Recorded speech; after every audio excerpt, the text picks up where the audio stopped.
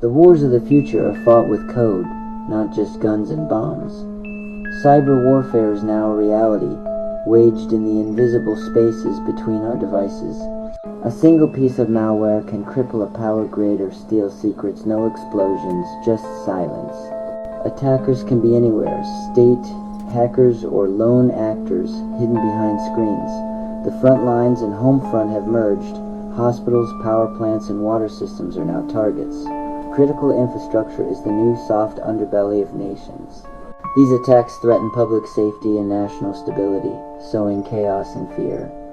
From Ukraine to the US, code is now a weapon of first resort. Understanding these silent battles is essential. Everyone is a potential target.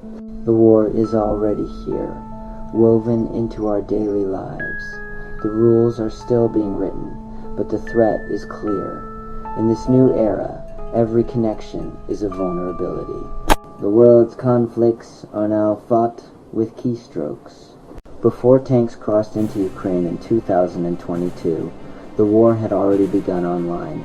Russia tested its cyber weapons on Ukraine for years, crippling banks, power grids, and even Chernobyl's monitoring systems. Malware like NotPetya and Hermetic Wiper caused chaos, not just in Ukraine but worldwide. Russian groups like Fancy Bear and Sandworm led these attacks, aiming to demoralize and disrupt. Ukraine responded with a volunteer IT army, crowdsourcing cyber defense and counterattacks. This digital resistance showed that cyber war isn't just for states. Anyone can join the fight. In Ukraine, every missile strike is matched by a cyber attack. The digital and physical battlefields are now inseparable. The China-Taiwan conflict is already raging in cyberspace. Chinese state-backed groups like APT-41 and APT-10 relentlessly target Taiwan's government, tech firms, and infrastructure. Their tactics: espionage, supply chain attacks, and psychological warfare. During high-profile events, cyber attacks disrupt government sites and public screens, spreading fear and propaganda. China's goal: steal technology, map networks, and plant malware for future use. For Taiwan, cyber defense is a daily fight for survival. The digital battlefield is being prepared bite by bite. Iran and Israel's rivalry has moved into cyberspace, a shadow war of sabotage and retaliation. Iranian groups like APT-33 deploy destructive malware, while Israel's Unit 8,200 counters with precision strikes. In 2020, Iran tried to poison Israeli water supplies. Israel hit back, crippling an Iranian port. Attacks on fuel and water systems show how civilian life is now a target. Cyber operations aim to disrupt, intimidate, and turn populations against their governments.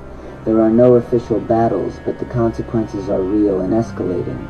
In this conflict, infrastructure is the front line. The digital war is constant, unpredictable, and deeply personal. India and Pakistan's rivalry plays out in a constant cyber skirmish.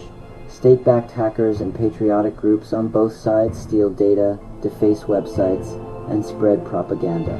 Groups like Transparent Tribe and Sidewinder focus on espionage and disinformation. Cyber attacks spike during real-world tensions, fueling nationalism and mistrust. Social media becomes a battleground for rumors and division. Probes against power grids and financial systems hint at the risk of escalation. The digital conflict is simmering. One misstep could have real-world consequences. These stories reveal a new reality. Cyber warfare is everywhere, affecting us all. The front line is in our hospitals, banks, and even our phones. Attacks can halt cities, erase savings, or tear at democracy's fabric. The tools of cyber war are spreading fast, outpacing laws and defenses. Artificial intelligence will only accelerate the threat. Cybersecurity is now a critical challenge for governments, companies, and individuals. We must all be vigilant, protecting our data and questioning what we see online. Understanding this silent war is the first step to defense. Our interconnected world is a battlefield. The stakes have never been higher.